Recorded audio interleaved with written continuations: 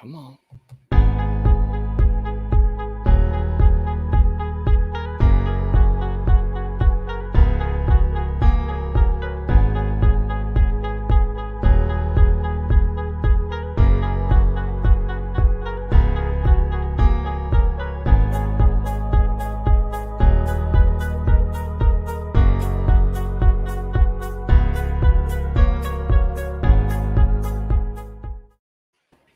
Alrighty, guys, it is Tuesday. It's that usual time where we go live. And you know what? We got a special guest tonight. We've got somebody I have been following his career on YouTube for a very long time. This is actually the first time we've ever spoken face to face. I have known Doc for, I'm going to say like 6 years, his channel and everything else. And this is going to make him embarrassed before we get the show going. He's been kind of a mentor in certain areas. Like when I really wasn't sure how to do some videos, I checked his out. And I went, there's my basis for doing like subscription box unboxings. So yeah, Doc, I stole from you. I'll admit it, freely. Hey, free use. That's the YouTube motto, right? Right. Now, Doc, I warned you we were going to do this. Yeah. Tell everyone about you because I know who you are. Introduce yourself to the world, brother. All right. Who am I? I am, you know what? Like I showed you before. Like I am. This is the rocker I used to wear on my uniform just to piss off my commander mostly, but I'm a regular dude. So, first and foremost, I'm a dad. That's the most important thing to me. I've got my two boys, 11 and 8. I'm a very proud veteran, 21 years in. I'm a veteran of 2 different services, of the Army and the Air Force, more Air Force than Army, but, it's just the way the clock ticked. I'm a former, I like to keep busy, okay? So I was a volunteer firefighter. I'm a former paramedic up in New York. As an ER tech and out on the ambulance. I'm a dude who's really passionate about knives. I love knives. I'm a knife maker. I'm a knife enthusiast. That's what we'll say. There's a good phrase. Yeah. I am not a survival expert, even though people ask me about survival stuff. Like I'm a dude who's been taught how to survive, but I'm not. I know where my wheelhouse is. I know what I've been taught. That's it. And I just am an all-around person who likes cool, grown-up big man toys. And I'm a fierce supporter of our rights and freedoms and responsibilities as American citizens. Sweet. Now we're going to go through the usual roll call, and we're going to get into some more stuff about you. Okay. So Iron Wings, I see you out there, brother. Joshua Ricks, how we doing, my bro? Bearded Ninja, always good to see you. Beard of the North, what? Early release from prison today? Just saying there, you hairy hooligan. Brother Gabe, how are you? And who else we got here? Hey, Bill Rivers, what's going on, man? Okay, miss anybody? Nope. Cool. All right, so Doc. Yes. Let's hop in the Wayback Machine here real quick before we get into your service and everything else. Sure. You're a content creator and you have a very successful channel. What gave you that bug one day to pick up your smartphone or whatever camera you were using and go, let's make a fucking video? I will. Okay. So, are you familiar with the name Tough Thumbs? Yes. From way back when. So I was deployed around 2012. It was actually my last Afghanistan rotation. And to be honest, the downtime is just downtime. It's downtime. I was bored. Yeah.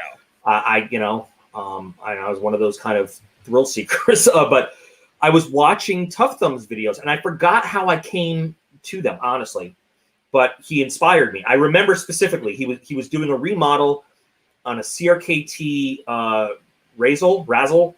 Right. Yeah. Razzle. Yeah. Yeah. And it's the first time I ever saw Jade G10, by the way, which if you know that has spiraled way out of control. Jade is Doc's kryptonite, guys. Yeah. Like redheads are like horny teenagers. Jade on a blade, Doc just doesn't even look. He just goes, bye now. Bye. Yeah. Yeah, exactly. So I said, wow, what a cool thing.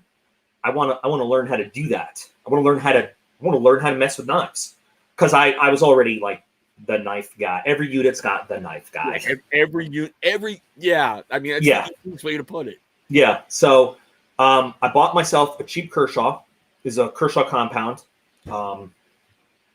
And I ordered some G10 slabs. And I was having, the tools I had to work with were, what I could get sent to an APO for Afghanistan. So really my first video was kind of a call for help. Was, hey, would anybody look at this video and give me advice and tell me what I'm doing? And my first video got a grand total of like 2 views. So I was like, all right, well, all right, I'm going to keep going. And I ordered some more slabs of G10 because I destroyed the first ones. And I just kept going. And I said, you know what? I was really proud of the work I did. And I said, all right, I'm going to try another one. And but that's where it came. It came from saying, hey, I'm trying this workout. And I'd really love for people to, in my military mindset, criticism is not that. Criticism is a debrief. That's like, give me the criticism so I can improve the next mission. And that's really where it started. And I did my first review because there was a Benchmade special edition that I ordered. It was a military law enforcement special edition. I was like, well, okay, I'll try my hand at this review. It sucked. It's still on my channel. You've got to go look for it. It sucked. The lighting sucked. Everything sucked. I was using this crappy little camera. But I just kept at it for a long time. And it was a stress relief for me. Okay, but did you do your video and like that proper military briefing style? You were like, I am the whatever the word, I'm Doc P. I'm in charge of this. You are going to get this briefing today. Kind of, yeah. Like if you listen to my speech pattern for that first one, it was the short, clipped, idea, information, transition, like through the whole thing. But I started getting a little easier. And then what happened was, as I was doing it, other guys in the unit would be like, that's so cool. Could you do one for me? And I was like, you pay for the G10 and sure, I'll, why not? And that kind of corresponds with a shoulder injury I got out in the field, where they pulled me from the mission roster. And so then when I was like just sort of playing admin chump because they wouldn't let me go do anything, I was like, well, now I have even more time to mess with knives. And so it sort of rolled from there. We were short timers at that point anyway. We were rotating in about 45 days. So that's where it all took off from. Digging. See, my first video was a Creek Stewart book, and I did it kind of like you, perfect military style. Yeah. I am Chris. I am the CEO, the boss man of the company to be named later. Today, we're going to look at this book. It has this many pages. It will cost you this much. Oh, look, it has photographs. Yeah. And I've left that video there because any single time I think I've got anything figured out, I go back and rewatch that video and go, all right, Demi, get back to work. Yeah. Like, I left. So something happened. I don't know exactly what happened. My channel disappeared in 2015-ish. Like, just disappeared. And it happened at a time when I was in Nellis Air Force Base going through doing a thing out there. Yeah. So I got home from that and I had to recreate everything. And oh God. Yeah, like, but luckily I keep all my videos like in military fashion. If you don't keep a copy of all your stuff, it doesn't exist. Exactly. So I started re-uploading everything. So my channel kind of died away. I don't know what happened while I was on this TDY. But so my channel sort of started from scratch in July 2015. Yeah. And I brought it back from 0 level, which and the people came back fairly quick. They were like, where have you been? What's up? How are you doing? And, you see, I kind of remember that because it was like, you were there watching me all the time, and then you were gone. And I'm like, well, I know he's military. Maybe he had to shut things down or put things wherever, and I just really didn't think about it. And then when you came back, I was like, well, fuck, Doc's back. This is cool. Yeah. And my coming back video was the Hinderer Eclipse. I remember that too, because I was sitting there with my hand on the F5 button, refreshing the Hinderer website the day they first dropped. And I was like, gotta get it. And I got one, which was cool. So, yeah. Okay, don't think about it, Iron Wings. Just do it. All right. Just do it. If you haven't, listen. If you want to do a video, just do a video. And YouTube hates firearms, but if you don't try to monetize it, they're likely to leave it alone. Probably. All right, now, seeing how we're in the Wayback Machine. Yes. What got you? I hope to God it's not like a bad recruiting video, but what got you in the Army door and going, let me sign my name on that piece of paper? Oh, I have such a wiener story. I swear I'm one of those dudes. Like, I was raised that, like, you know, every good boy does his part. My dad was in, my uncle was in, my cousins were in. My grandfather was just like suffered a depression his whole life because he was. So I got this wrong. I said in another video he was 4F, and that is like physically bad or something. I guess he's not 4F, but he was the only son of a farming family. And so he was rejected on the grounds that in World War II, but like he was embarrassed that he couldn't serve.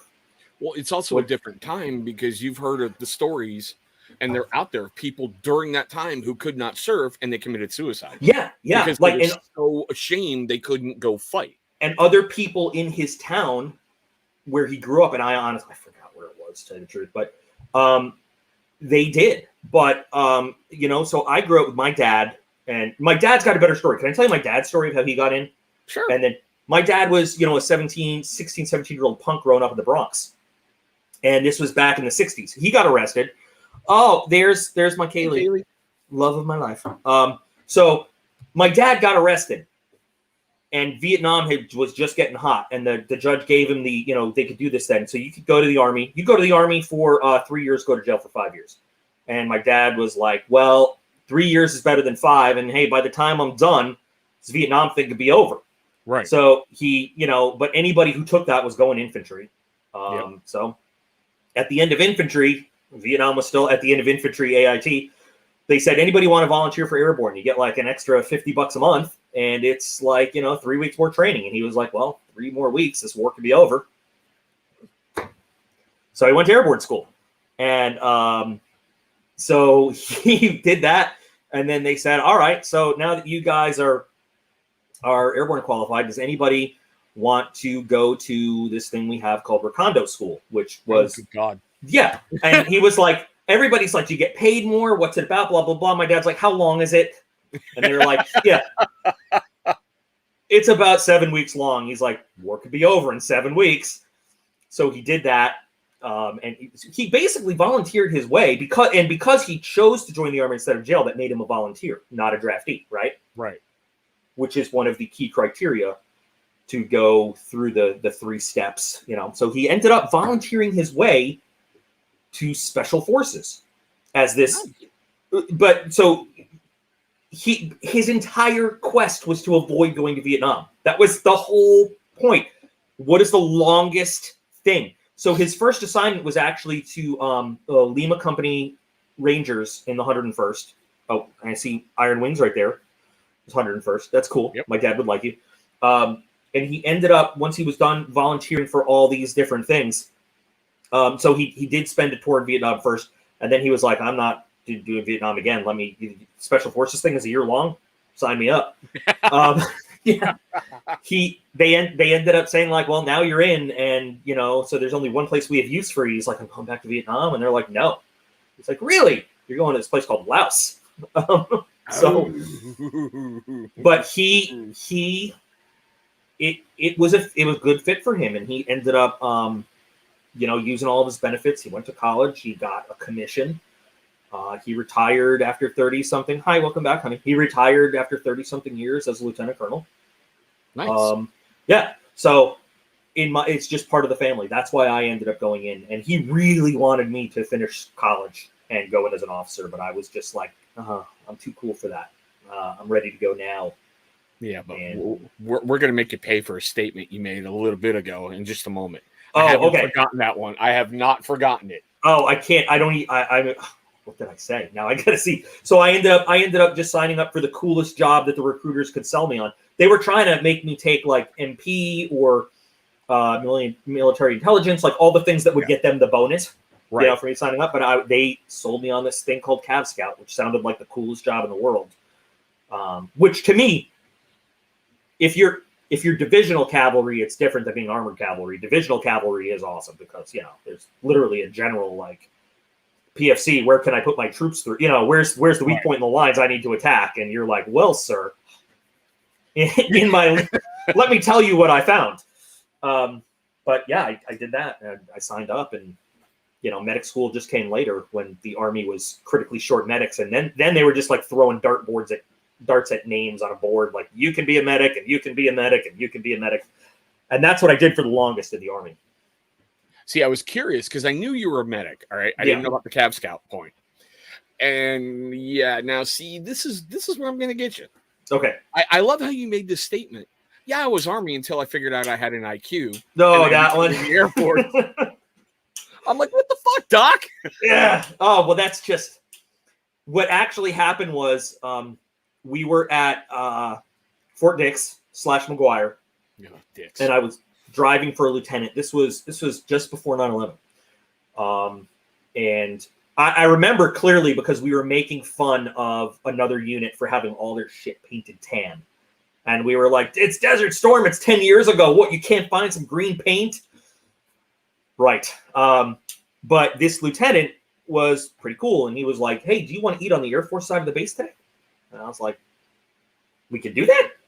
And he's like, yeah, come on. And we, go through the chain link fence gate. And he has me drive to, it was called Falcon Hall. And I go up and I'm ready to let him out. And he gets out and I go, so, and the enlisted mess is, he goes, oh no, everybody in the Air Force eats in one, like this is where, and I'm like, no, that's anarchy. And he's like, no, come on, park. And they did walk up, sliding tinted glass doors. Yes. Air conditioning comes out. And did you hear the angels singing when you I'm walked in the door? Still standing there, and I'm like, he's pranking me. I'm going to walk in, and I'm going to get jumped on by like a bunch of flag officers for walking. He's like, I'm serious. Wood paneling on the walls, TVs in the corner with CNN, and the tables were little square tables with like individual chairs around them. Yep. Blew my mind. So I'm standing there and I'm looking at my watch and he goes, we got plenty of time. Don't worry about it. I go, oh no, I'm checking the date because I want to remember the day I decided I was joining the Air Force. As a joke.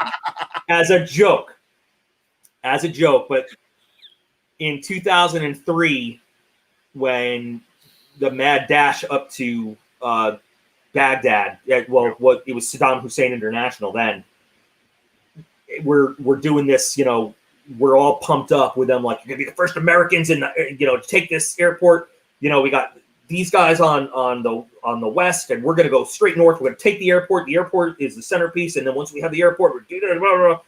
And we're like, let's go, doing these thunder runs in and out. Yep.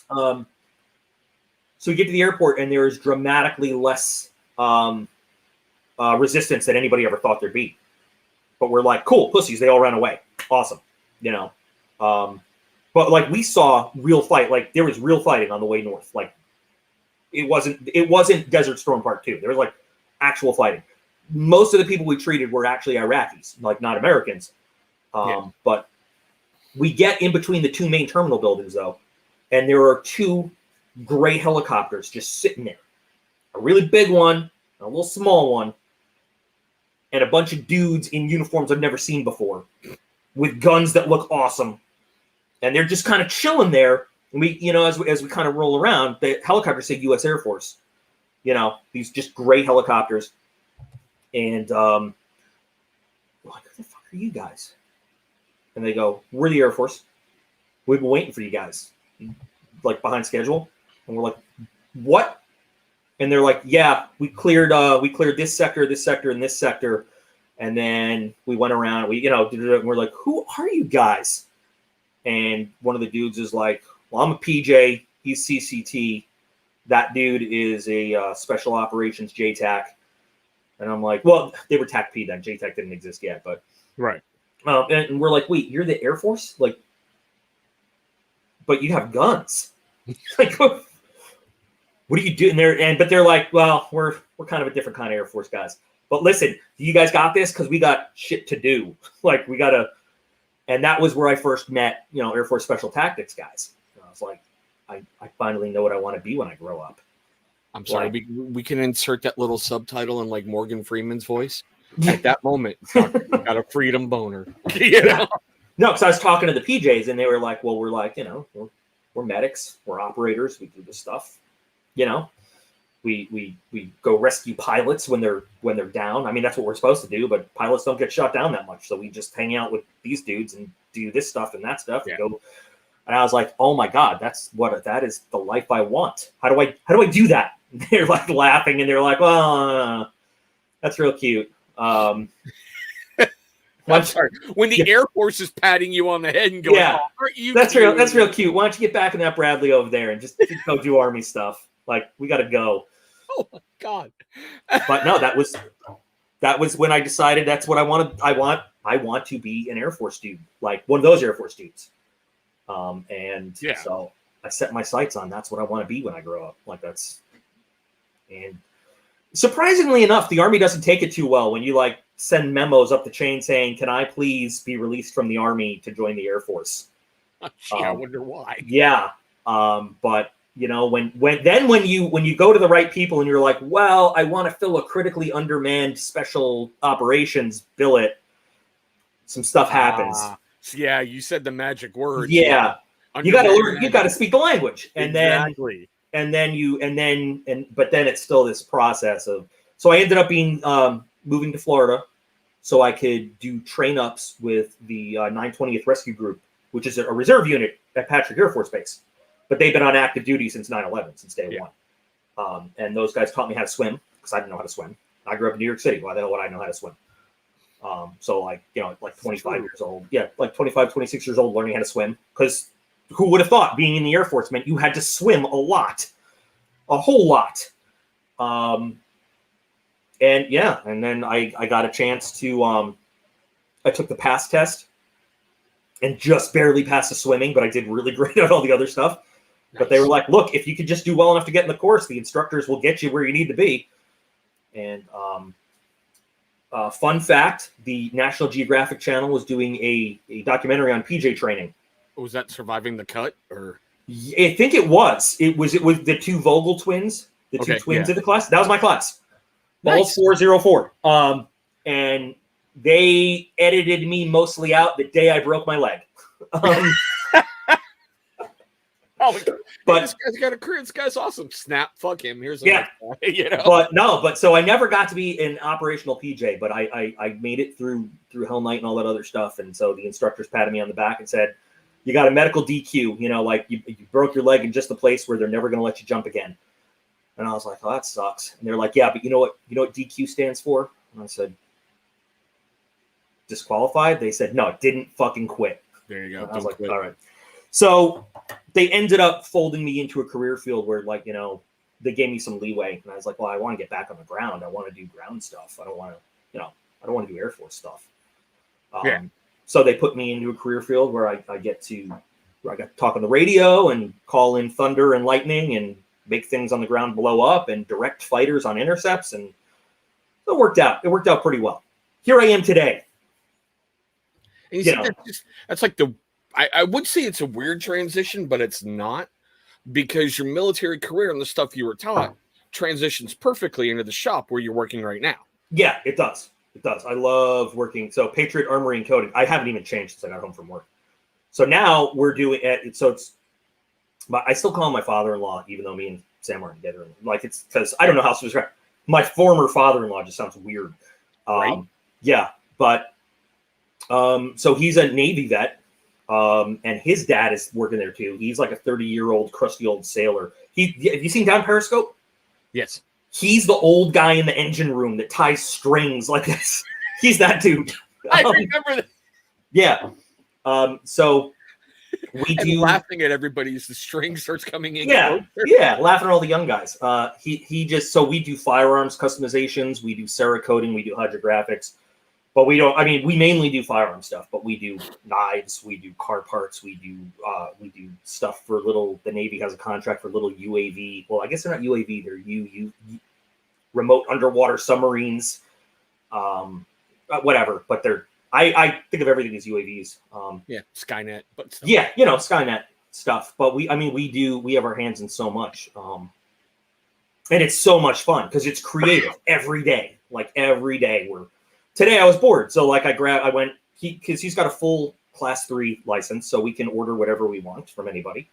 Nice. And so I like walked up to the rack and I grabbed a Magpul 30-round magazine. He's like, "What are you doing?" I'm like, "I'm gonna make this thing camouflage today. I got a break. Why not?" So I have a Cryptek 30-round magazine now, just because I can. I mean, it's great. It's fun work. It's fun work. And, yeah, but that's the important part is that you enjoy it.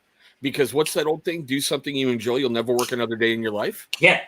The one thing I regret is that I have not been able to forge a knife since I left Florida. I just don't have anywhere to do it here. That's something I've been doing recently is learning how to. Yeah. And it's an intense process. It is. And so now you'll understand when I say like those skills are perishable if you don't do them. Yeah. Yeah. So like it's been years. And I'm afraid to even try now, but I don't know. I want to get back to. I just have nowhere to set all the stuff up. So yet. I mean, where I am now in Pennsylvania is not my dream setup, but I'm hoping Kaylee and I will find a nice place and we'll set that up. We'll set up the Barbie dream house. Well. Don't go Pacific Northwest. It'll make your head explode. That's all I'm going to say. No, I'm not gonna. Oh no. Yeah, just don't. No. Don't.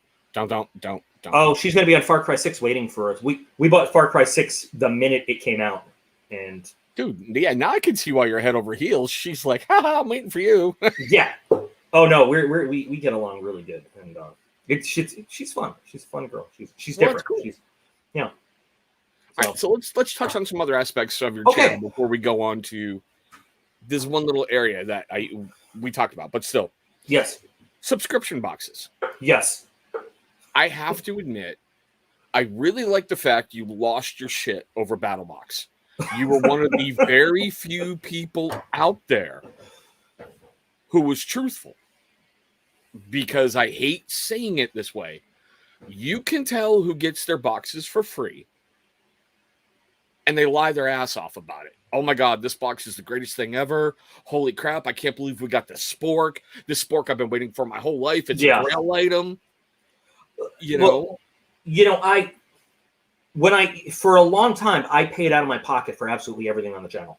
Yeah, and now you've always been straightforward about that. If you got anything for free, you're very straightforward about that out there, not going, well, this happened. No, you're like, yeah, I paid for this. I paid for that. Nope, I got this for free. Yeah. And I tell companies when they want to offer me something, giving it to me for free is going to be just as honest a review as if I paid for it. And more often than not, I never hear from them again. But the thing about BattleBox is that I used to be a fanboy for BattleBox. When I first started BattleBox, I was so happy to spend the money on it. Kaylee says she's a troublemaker, and she is kind of a troublemaker too. She's a really hot troublemaker, so she gets away with it. But I was like a real big fanboy. Like I loved it. Like I genuinely did. But there were always some items where like, I'm probably never going to use this, but I can give it to somebody. Or right. Back then I volunteered with the scout troop on base. So anything that I wasn't using, they'll put it to use one way or another. Or I could throw it to some of our students. There, Kaylee. We'll get there. Tell them how we met over my gun sword. No, we'll talk about it. So just jumping back, my last 5 years, I was an instructor, at a schoolhouse unit down in Florida. So yeah. I could use any items that I wasn't going to use. I could find a way to like throw them to the students and be like, hey, you could use this out in the field or whatever, whatever. But there was a definite turning point in BattleBox to where they just And I'm not.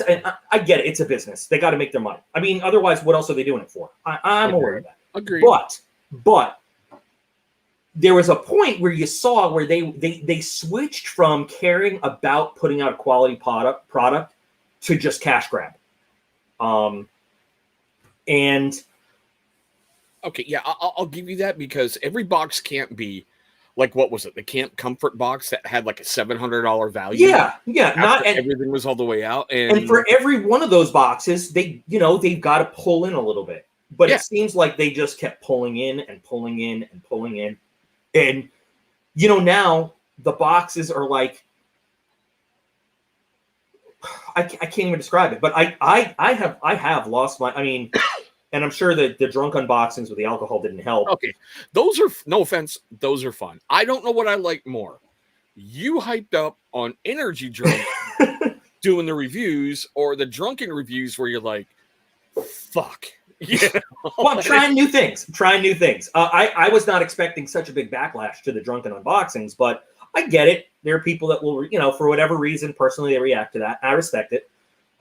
Even though I put the poll up and the majority of the people did say they like the drunken unboxings, but there's still a whole lot of people who don't, even though the majority do.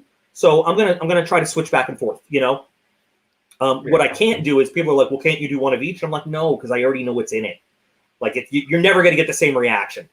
Yeah. But yeah, I mean, BattleBox, I don't want them to go broke trying to give out $1,000 box every month, but I want them to, and maybe this is military, but I want them to take a sense of pride in the product they're putting out there. Otherwise, what separates them from like some dude selling some crappy Chinesium on Wish? I mean, well, no, I mean, it's a very good point. Like we were talking about in the green room, if you didn't know, you would think those are made by two different companies, but they're not. And that review's coming up soon. One of them was a Lord and Field item featured in a battle box. The other one is Alibaba wish list. But still, but I also love the fact that your supporters aren't letting you stop with battle box. The dude who mails his box to you so you can do the reviews. Yeah. I think that's fucking phenomenal. That is. And then what I like to do is throw like one item that I have, around that something that I've gotten to review or something. I like to throw that in the box for them, to say thanks. But so I've got a guy that pays for BattleBox now, got a guy that pays for Smoky Mountain, and now Kevin volunteered to send me his tack pack, which is great because as well as I do, this stuff's not cheap. Like keeping a channel going is not cheap. You don't make enough on YouTube unless you're, like we were talking about, unless you're an 8-year-old kid who plays with toys. True. You don't make enough on YouTube. It's not self-sustaining. It's a loss almost every month. And Iron Wings, you're gonna love a video I have to film this week. I have someone crawling up my tail because I'm critical of certain things about Ethan Grow. He showed me another YouTube channel's review of the PMI tests being done on Ethan Grows. And I'm like, that's funny because I know the guy he's using because he did it for me when I had mine done on an Ethan Grow a while ago. When I went, there's no way this is D2 steel for $20. So you're going to love that video. You guys like hearing me rant? You're going to love this video. Would you send me his information? Like, because I need somebody that I can send for some testing and stuff off. Yeah, I can do that for you. Later on. I'd love that because, and the Ethan Grows, I just like them because they're for the money. I know they should meet their advertising, but like agreed. No company can give out the values they did 5 years ago, but that's you true. Still get your value and not open a box and go, why am I getting rubber bands? Why am I getting bungee cords? Yeah, well, these little mini Barbie-sized bungee cords, like what? Right. But no, Ethan Grows, I get it. And from my understanding, the new owner of the company has addressed the fact that they're ripping off other well-known brands. Mm-hmm. And he says, we're trying to change that and come up with something new and original. Okay, cool. Now show me. Right. I'm sorry, but you have so many years of well, this is D2. No, it's not. It's 5CR, whatever, blah, blah, MLB. No. And I like the fact he sits and he goes, we're making these changes. We're doing this. And I'm glad that this guy showed me these videos because some of these Ethan grows are D2. But like I said in my review, and it pissed this dude off, whew, if you want to believe it's HCR, you believe it's HCR. If you want to believe it's D2, it's D2. It's $20. If I snap this thing the first day I use it, I'm not going to cry. That's exactly why I like Ethan Grow, because even if it's not, even if you get ones that not D2 for the price you're paying, man. Yeah. Sorry about that, Dan. I had a family issue. We'll talk about that later, bro. Okay. Wow, almost lost my train of thought, but still. Yeah. Okay. I love the fact, like I said, the drunk and the energy drink unboxings. But this is one thing that gets me. And my channel, I don't want to say value, but subscriber count. Mm-hmm. And that's how everyone takes a look at you. They're like, he has 1.5 million. He must know what he's doing. Yeah. That kind of thing. Do you ever get to a point where you're like, guys, this is not my circus. This is not my monkeys. Fuck off. And I'm going to make a reference to another subscription box that we've both done videos on. It's like I have no pull. I can't make him do anything. I know, and I know exactly where you're going. And I have, yes. I mean, do we want to mention the name? Do we want to, or should we just leave it in general? Let's leave it in general. Right okay. Now. All I can do regarding this one, and I think we both felt at first a little personal investment because we both sort of went out there and said, we think it's good. We think this is a good thing. Exactly. And that's why I feel like people came to us and said, hey, you put your name out there and here's what's going on. Well, number one, that is true. Okay. But also, I put my name out there as a customer, not involved, not a business partner, not a friend of the dude. But I did address it. You addressed it. We both did because people came to us. Yeah, and it's not one person. This is the thing that I hope people understand. One person comes and says I get ripped off. I'm like, all right, well, okay. Did he get ripped off, or is he being kind of a Karen? Sorry, Karen. Yeah. Is he being kind of a Karen about it? Because lots of people. But when you get 7, 8 people with the same story, with screenshots, with all this stuff. Okay, so now it's a trend. You can have conversations with people. You can put out a video saying, hey, I'm welcoming Mr. XYZ to chime in here. You can say, hey, I want to see this company succeed because it was once really good. But at a certain point, you're right. This is not my responsibility. Most of the people that subscribe to me don't care. Honestly, they don't care. And they don't want, they'd be watching Bravo housewife shows if they wanted drama. That's not what they're here for. Real Housewives of MacDill Air Force Base. Right, oh boy, the reality shows they can make in base housing if they wanted to. Like I'm just saying. But yeah, you do get to a point where you're like, you don't want to be dickish to anybody, but when the same people come to you over and over, they're like, you gotta make another video, you're gonna say, what about now? He did, dude, I've had a personal conversation and I have made my peace and I've said, this is what it looks like. This is what I strongly recommend you do. Peace out. Do what you want. Exactly. I'm not going to attack anybody, because even if 7, 8 people come to me and say this happened, it's 7, 8 out of how many? Is that 7, 8 out of 7,000? Or is that 7, 8 out of 17 or 7? Like, I'm not involved. Yep.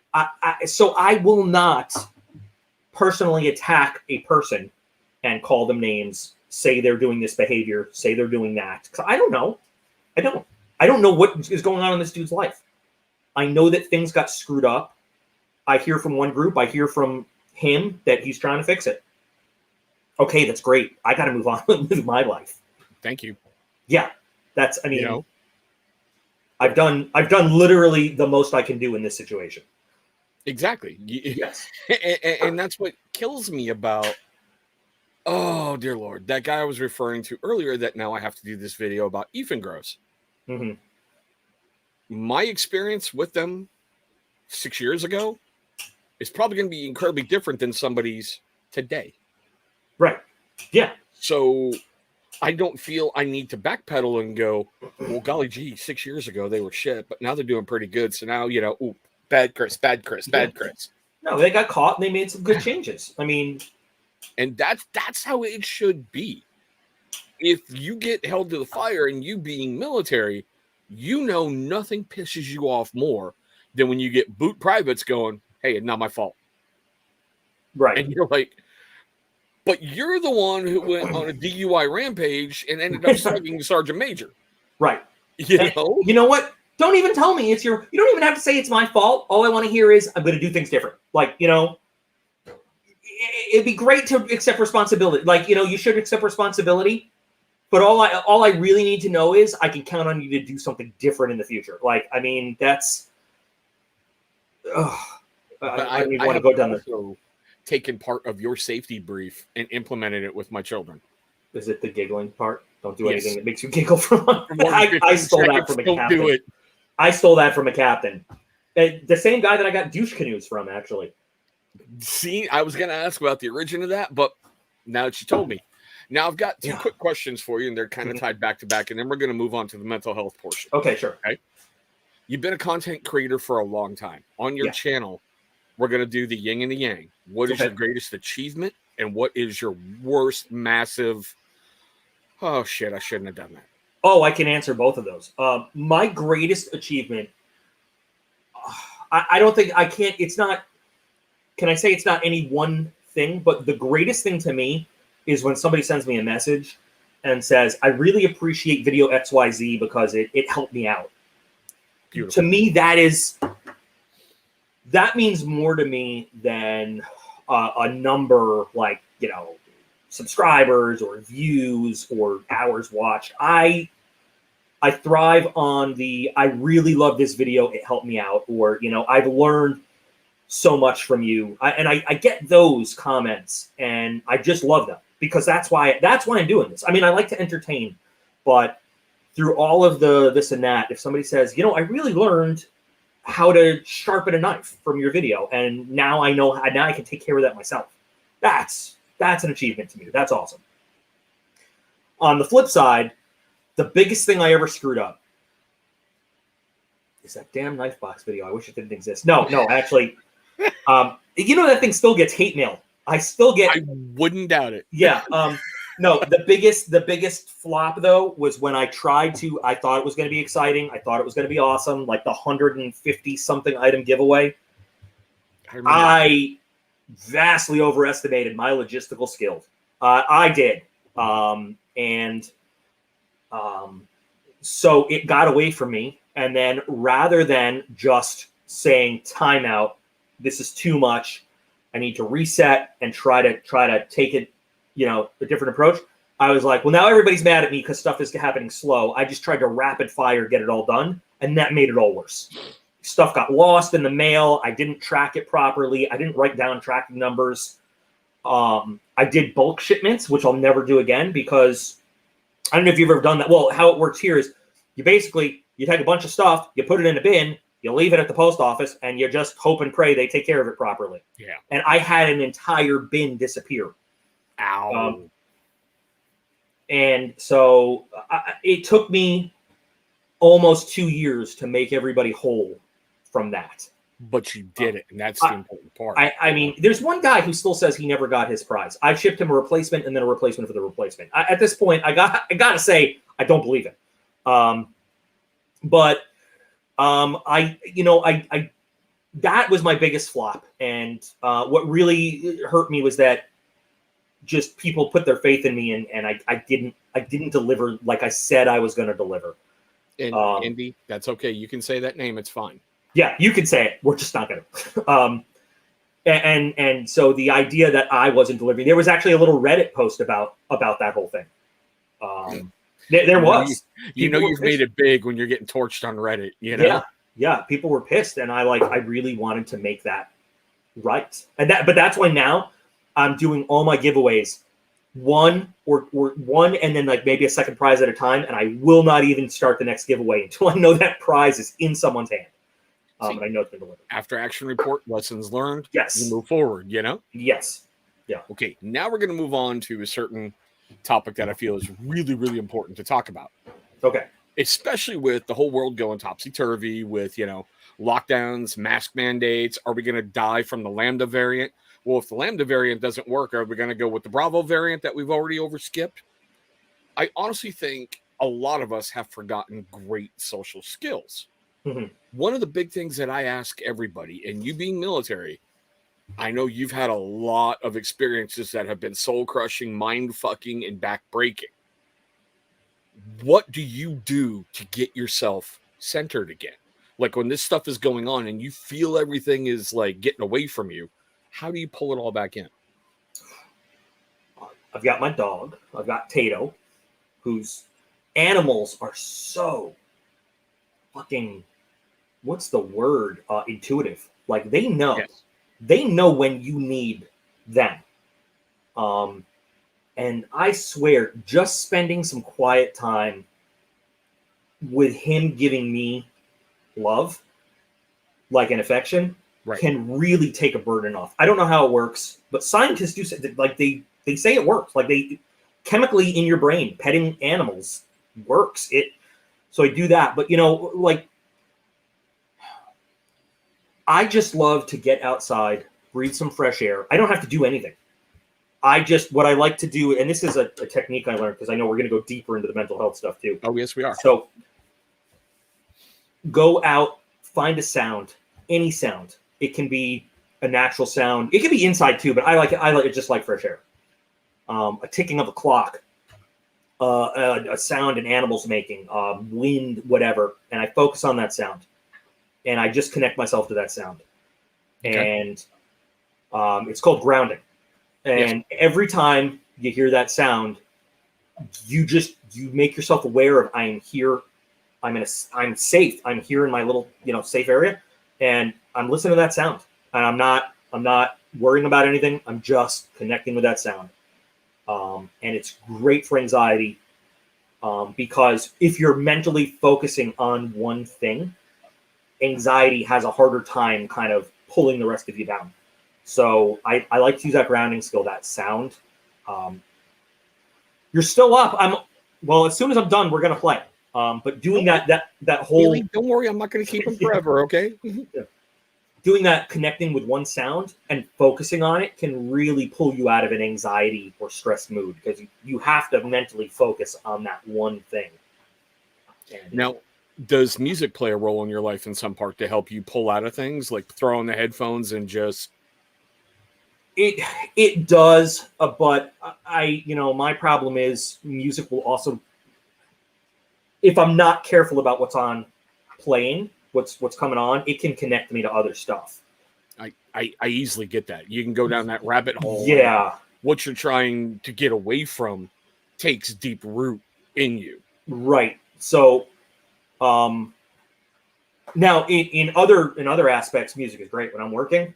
And music is great for me to keep moving and stuff like that. But when I'm finding myself in a troubled mood, I kind of stay away from music because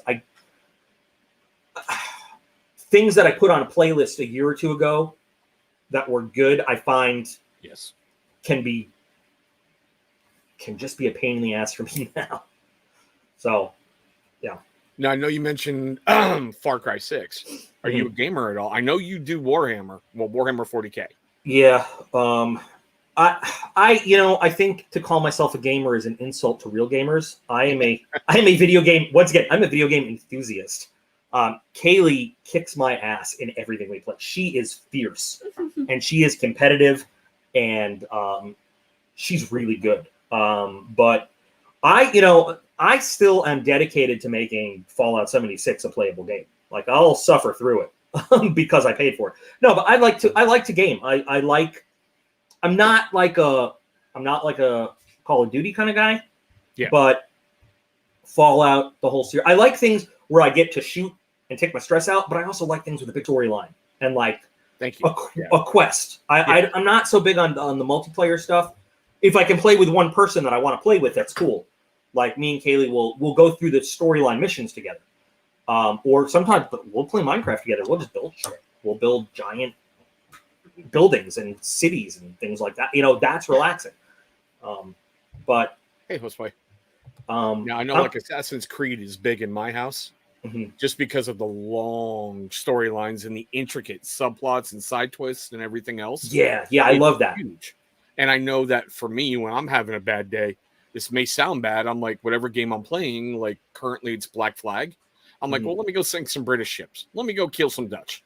And you're focusing in on that to get yourself out of that little area. All right, now I'm going to bring this up, and I know you mentioned it in the green room, and you said you'd be more than willing to talk about it. I think it's important to share things like this. You said the exact moment when you knew you needed help. Yeah.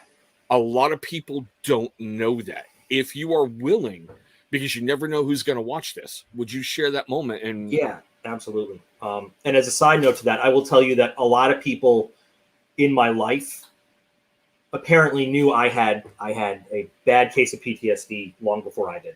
In fact, I'm the only person in my life that didn't know I was suffering. So, Amen. Nice. So we were doing a mission prep out at where Hurlburt is in Florida. No. It's near Eglin. It's where some squirrely guys live. Yes. Okay. Yeah. Now I know what you're talking. Yeah. So I had spent the last 2 days with some folks mission planning with them, and we were about to do a dry run for an operation, flying in the States, but flying the pattern that would have been flown overseas in an MC-130, which is hell of a plane that can do a lot of cool stuff. It's a very expensive plane, it's like built on the C-130, but it does everything it does at night and very low to the ground. When you have to look up to see the top of radio antennas, going over your head, you're low. And I was going through some very stressful stuff. This was right at the end of my career, because this is kind of where it all fell apart for me. Right. And I was starting to tell you, we were loading up. We had our passengers getting all their heavy gear loaded in the back. I was going over some of the final check stuff with the flight crew, and I was checking the radios, making sure the crypto was loaded and all that stuff. And I was just looking around. I don't know if you've ever been to C-130, but there's a cockpit, and then there's a ladder that goes down to where the main thing is. I was climbing down the ladder to go to where I would be hanging out with the two crypto linguist dudes. Anyway, and I was looking at all these little yellow and black striped things, switches and handles and all sorts of stuff that should not be touched when the plane is in flight. All the things that do not touch this. And I was thinking to myself, it would just through any number of accidents, it would be just so easy for this plane to just the fact that it doesn't just fall down and crash in a big fireball is amazing. It would be so easy for something to make this plane crash. And then the idea was and if that happened, I wouldn't give a shit. And immediately I said to myself, I don't know what clicked in my head, because it wasn't really a conscious thought of anything, but it was just, I knew I was nobody needs me on this plane tonight for this dry run. Nobody needs me here. Somebody can cover this. I can get one of the guys that was not supposed to fly, who is still in the admin building. Somebody can do this for me. Right. And so I told everybody, I just didn't oh man, I'm probably gonna puke on the plane tonight. This is not gonna be good. And so we swapped out, and I started driving back home to Tyndall, which is where I was based, which is about an hour and a half. And there's a shopping center there, about halfway there, called the Destin Commons, where there's a candy store where the kids really like stuff from there. It's expensive, fancy candy. So I said, you know what? That'll make me feel good. I'm going to stop. I'm going to buy something for the kids. when I came back, I came back to the wrong parking lot, right? But it never occurred to me that I came back to the wrong parking lot. I couldn't find my car. And in a matter of seconds, it went from I couldn't find my car to the car's missing. I'm never going to find it. I'm never going to get home. I'm going to die here alone in a parking lot. And no one's ever going to know what happened to me. Wow. And I just started to shake. And this is, I thought I understood what a panic attack was, but I had no idea what a panic attack was until that moment. And I just started to shake and I couldn't breathe. And I just kind of fell and sat on the curb. And it was police officers. There's Bass Pro Shop right there and everything. So there's always like cops hanging out and everything. And he came over and he was like, "Are you okay?" And I was just like, ugh. And he was like, "Dude, what is wrong?" Like, real professional courtesy type, uniform to uniform. Right. And he helped me call Sam, the wife at the time. Mm-hmm. And she drove all the way out to come get me. And she figured out, she saw my car on the other side, because she had to come in and drive around. She saw my car and she's like, "What's going on?" And I said, "The car's missing. Somebody took it. It's gone. I don't know what." She's like, "The car's right over there in the other parking lot." But it's not like I was fit to drive anyway. She put me in her car and we started driving home. She asked me what happened. I told her, the whole thing, just like, and she just stopped listening to me, picked up the phone, called mental health at the base. And she said, "This is Staff Sergeant Pinto. I've got the other Sergeant Pinto with me.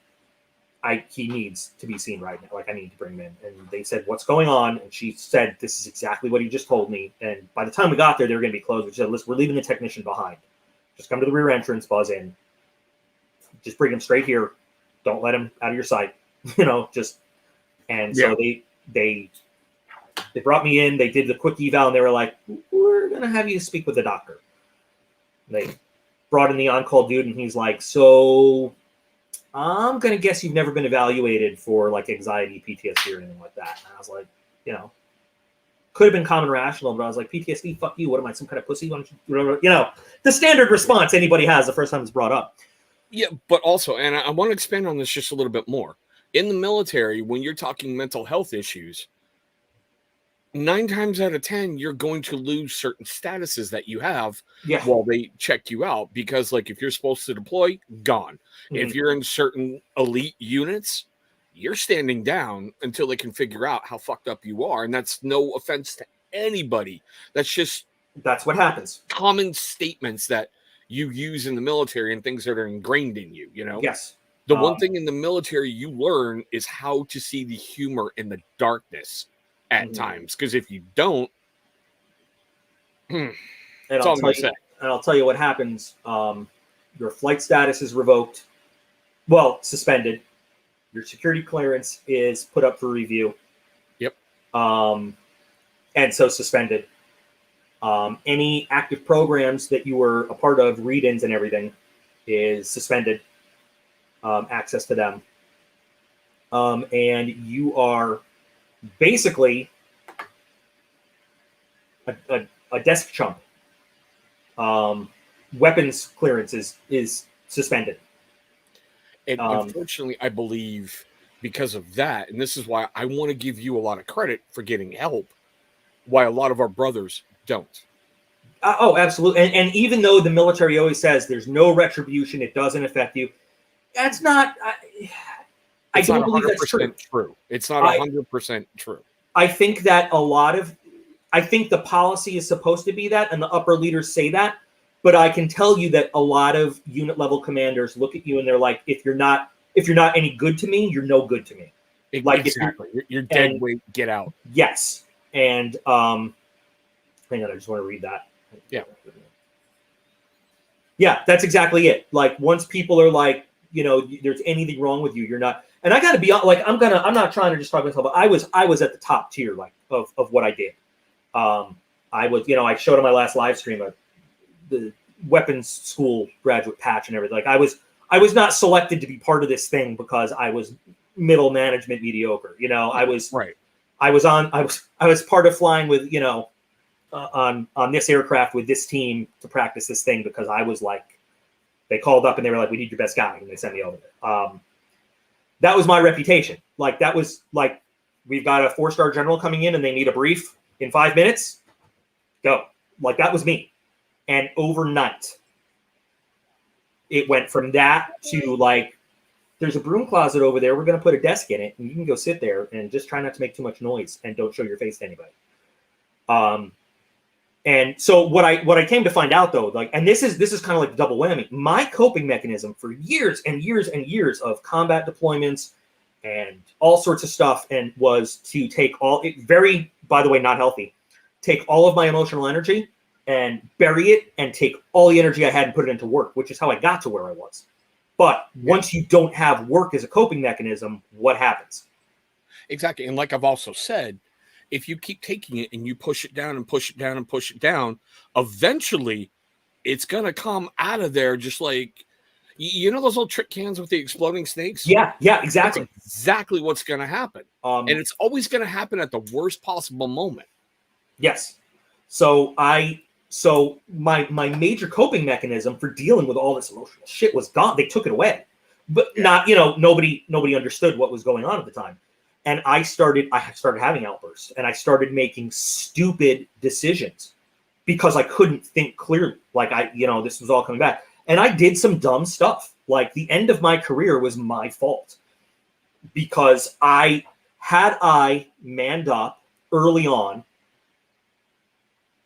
And if I trace it back, and I have done this, I've traced it back to about 2009 when some tragic, that was probably the worst deployment of my life, was in 2009 in Afghanistan. Everything that could have gone wrong went wrong. I mean, in that one, I don't even want to get into it, but everything, that was terrible. Like, so many bad things. If at the end of that, I had said, listen, this has been terrible and I need to talk about it, I think I could have been okay. But it goes back to, we man up, mission first, people second. Yeah. And you just keep going and going and going. Keep going. So what ended up happening was they sent me to mental health, and the doctor there said, you have anxiety and this, and you might suffer from PTSD.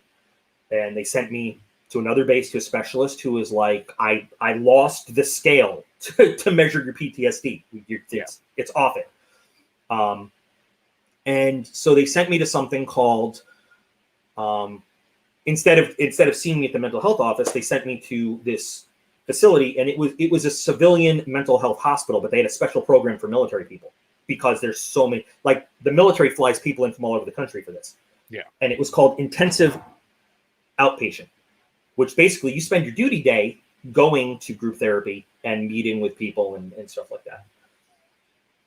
They decided I was so bad, they're like, we have a military only inpatient facility. Like, it's not just like going to a mental hospital. It's structured like the military.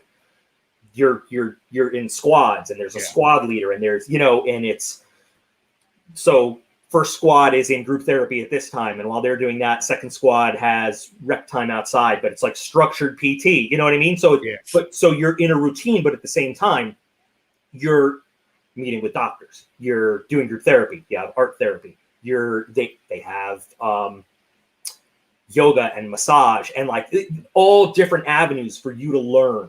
But I'll tell you what saved my life, like literally no shit saved my life, was the group therapy with other veterans, because I was still not able to process, like, this is bullshit. They're wasting my time. There's nothing wrong with me. So I'm a little on edge. Wouldn't you be if you just were told your security clearance is suspended, you're not allowed to touch weapons, you're blah, blah. Oh, yeah. I'm just pissed everything off. You know and love and everything you've tried to accomplish your whole life is just been ripped apart. Yeah. Yeah. But as I was, and it took me, I didn't speak for the first few sessions. But there was one guy, he was a flying crew chief gunner with the 160th, the Night Stalkers, special aviation guys. Yeah. He told the story of when they were in Iraq and he was flying some SEALs. He was a short little dude too. He looked like a little leprechaun, like bright red hair, and no, he's a cool dude. And they misidentified a target, and they ended up going hot with the M134 on some Iraqi kids. And as he's telling the story and the feelings and all this, I burst into tears. And they're like, do you have Sergeant Pinto? Do you want to add something? And that's when I said, in 2009, I was the guy who called the bombs in on the fuel trucks in Afghanistan that killed 50 civilians because it was misidentified by intelligence as the fuel trucks were taken by the bad guys and blah, blah, blah. And the intelligence said this, da, da, da. And I know, I get, brother, you hit me. I did that. I did. And that was how it broke through, hearing his story. And if I had not been in that group at that day to hear him talk, I probably would have stayed like in my little shell. We see, and that's one of those little switch moments, the things where everything just changes for you right there. And I have said this forever and a day.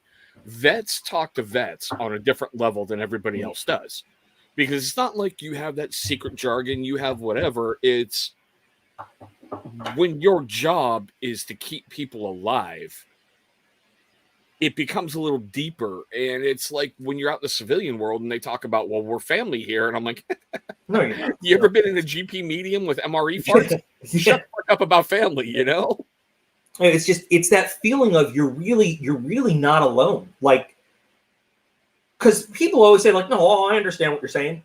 No, you don't. Exactly. I mean, I know you want me to feel comfortable, but hearing that he literally understood exactly what I was feeling, and for me, since the review board cleared us of any actual wrongdoing or negligence, is at night we had thermal imaging. There's no way to tell a hostile from and intelligence said, do it, valid target, call it in. See, depending which ones you have, if you guys have never looked through thermals, you're either talking like with the night vision with the various shades of green and black, or like FLIR cameras when you're seeing black and red. So we had a Reaper feed from overhead from about 9,000 feet up on thermal. Okay. That's what they did the collateral damage estimate from, and that's what they did the risk assessment from, and that's what some dude 600 miles away in Qatar in a bunker said, yeah, that's a valid target, call it in. And so we called in 2 German tornadoes. It was one of the last combat uses of cluster bombs, actually. Nice. But they called it in. We called it in, and I was the last voice on the radio that called cleared. And that was 2000. I was one of the bad, terrible things in 2009. Well, we're not going to drudge those up, okay? Notice no, but I mean, you being a doc, I haven't been like, well, what's your worst, field treatment? You don't ever bring that up to someone in the medical field, ever. No, but I mean, to illustrate how that connection happened. But once you're in therapy and you open up that door, you can't close that door again. Exactly. It's gonna. So I spent about a month in the inpatient, and then they released me back to the outpatient, where I was there for another 3 months or so. Meanwhile, mind you, this is my duty station now. I'm still in uniform. I'm still active duty. Right. But my job is to report here every day.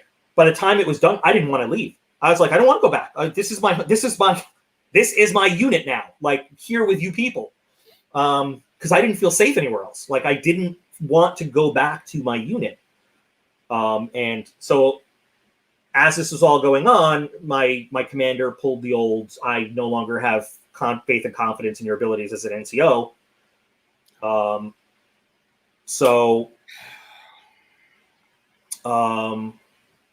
So it was basically like, look, you put 21 years in between the Army and the Air Force. Why don't you just put the paperwork in? Yeah. And then we don't have to talk about this anymore. You're done. And that's where it all, I would have stayed in forever. I probably would not have been. I probably would have been undeployable at that point anyway. And then they would have just paperworked me out. But you'll get him soon. Okay. Kaylee, have you even been listening to what we've been talking about at all? I don't think she has. So okay. I want to thank you for sharing that, because I know it probably brought up a lot of stuff. And one of the biggest things I've always said about therapy, it's kind of like drinking from a fire hose. Mm-hmm. Once that breakthrough happens, you're just flooded with everything. Now, Doc, if you need a moment, I understand, brother. No, I'm just telling her that we're. No, go ahead. Keep talking. I'm listening. I've been taking care of mini meat. Oh, cool. All right. Now, okay, how can I put this? I love the fact you opened up about that, because I guarantee you, if no one's watching it now, they're going to see your name on a live and they're going to watch, and hopefully you have just helped somebody. Simply because people can look at your YouTube channel, and this is something I stress every single week, especially on my live feeds. I dedicate a huge chunk of it to mental health because people are so afraid to talk about it. Mm-hmm. You know, and they're going to watch your feeds and they're going to be like, dude, he's so squared away, it's not even funny. They're going to hear that and go, oh, shit.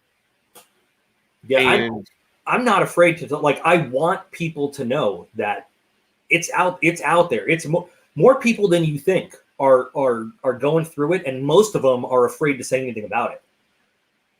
Yes. And you and me both, I know that we have brothers that are part of the 22. Yep.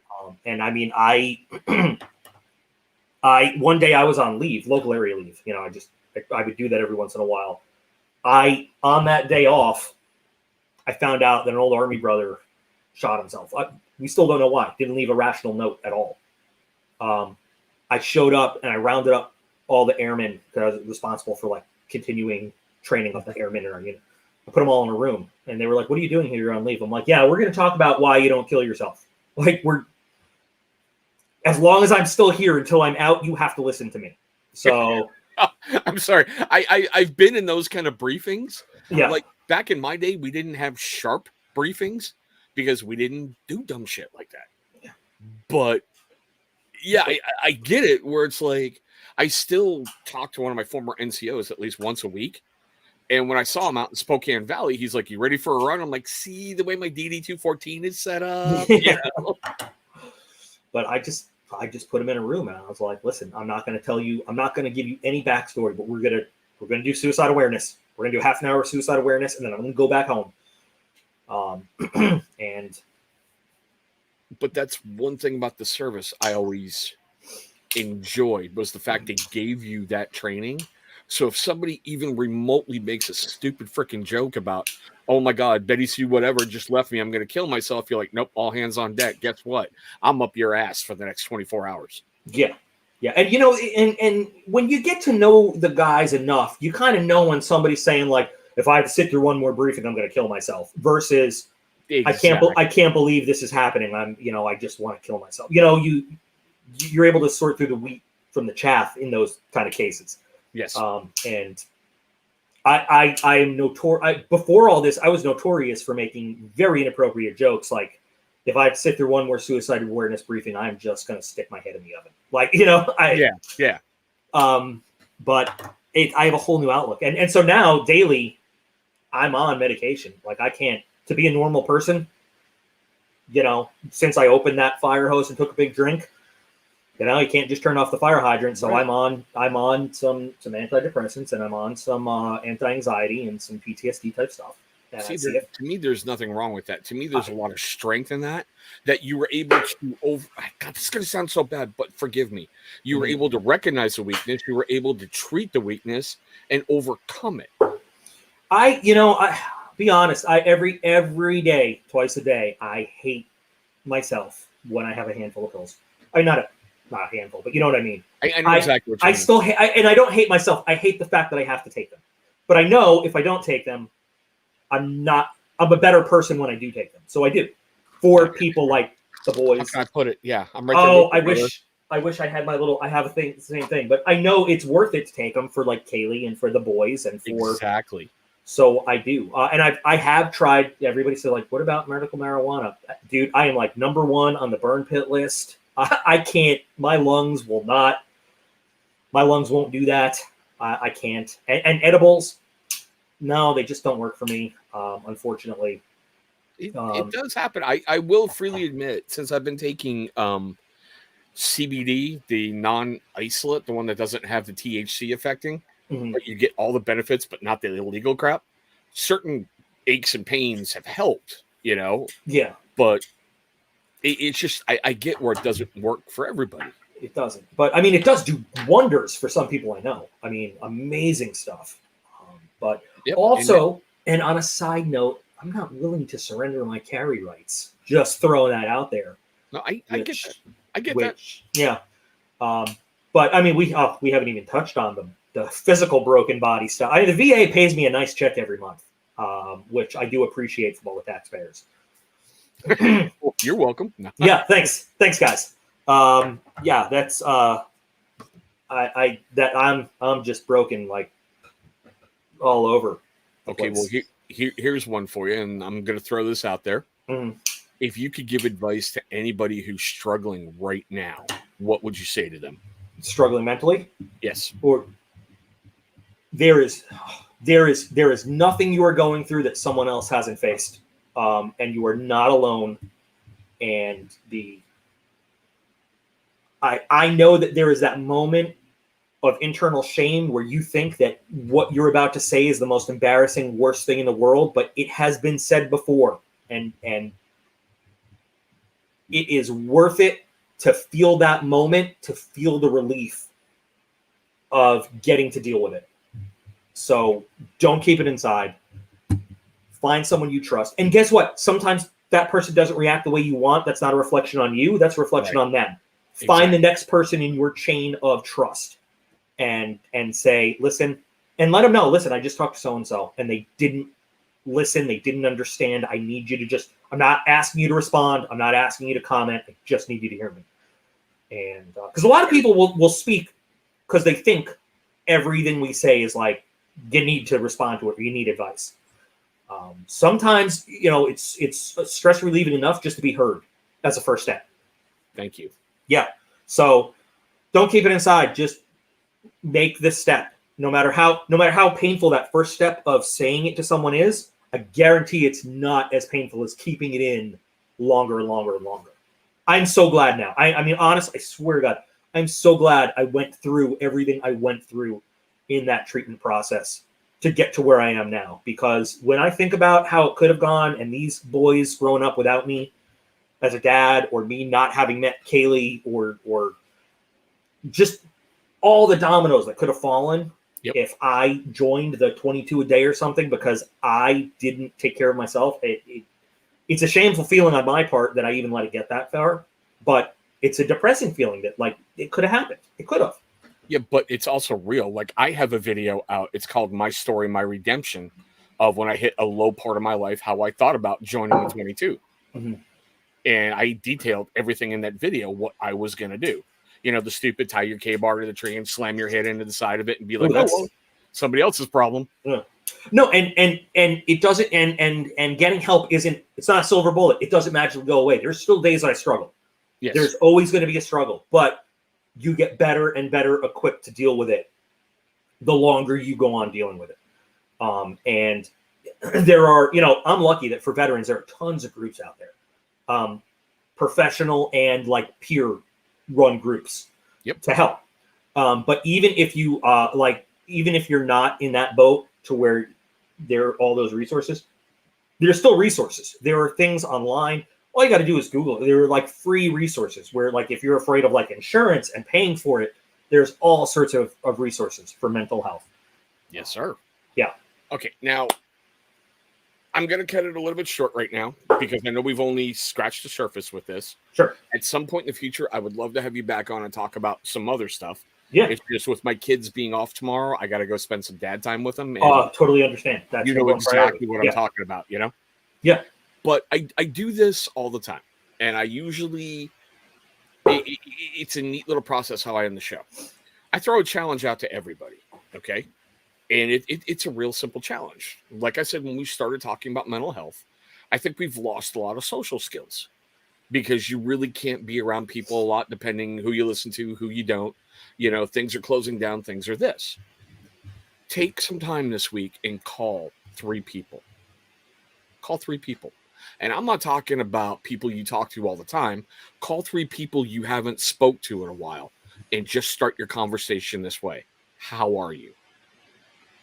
Because you never know how that phone call could impact somebody's life. You just never know. And to be brave enough to shut the fuck up and listen to them. That's nice. You know? That's good. If you can't call 3, call 2. If you can't call 2, call 1, but call somebody. Just do something to get outside of your norm and interact with people. You know, I look, I'm with you. I hate the fact that you can turn on any various news surface and you see that demented little garden gnome telling you, nope, sorry, you can't go trick-or-treating. No, it's too soon to talk about Christmas. No, you know, you got to wear 20 masks in order to go to Walmart. You know, but yet you see some states and, you know, you're like football games, baseball, like watching the Red Sox and Rays the other night. I've always said there's nothing like October baseball in Fenway.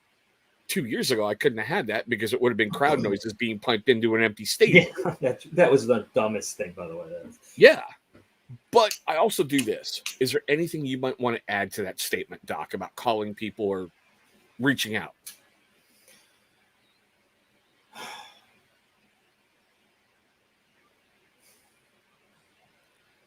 Always give them a second chance when you say, how you doing? If that, hey, I'm fine, comes a little too quick, give them a little conversation and then throw it in again. Hey, really, how you doing, man? Because I know that a lot of folks are very quick to just blow it off and say, no, I'm fine. I'm good. I'm good. And Iron Wings, this isn't my longest that I've ever done. I normally try to keep them around a certain time frame in respect for my guest. But talking with him tonight, it's very important because he's a veteran. He's gone through shit. And he's got a great story. So, yeah, this is why I let it go a little bit longer. Now, I usually ask this of everybody. I know you're a content creator. Mm-hmm. Do you have anything coming up soon that you might want to tell people about to tune into your channel? Oh, to be honest, I have no idea what I'm doing tomorrow. I try to post every Monday, Wednesday, Friday. Sometimes it happens, sometimes it doesn't. I have nothing special planned. No, I got nothing, man. I have all these grand plans and they rarely work out just because the life happens. I get to things as I can. I get that. So, yeah, but I appreciate you asking. Oh, yeah, well, it's respect, man, yeah. You know? And just let all you guys know, yeah, it's going to be another Ethan Grow, Cancun, whatever, but it's like the last in the Doug Marcaida Bastianelli ripoff series that I've been able to find. So we got another one of those coming out tomorrow.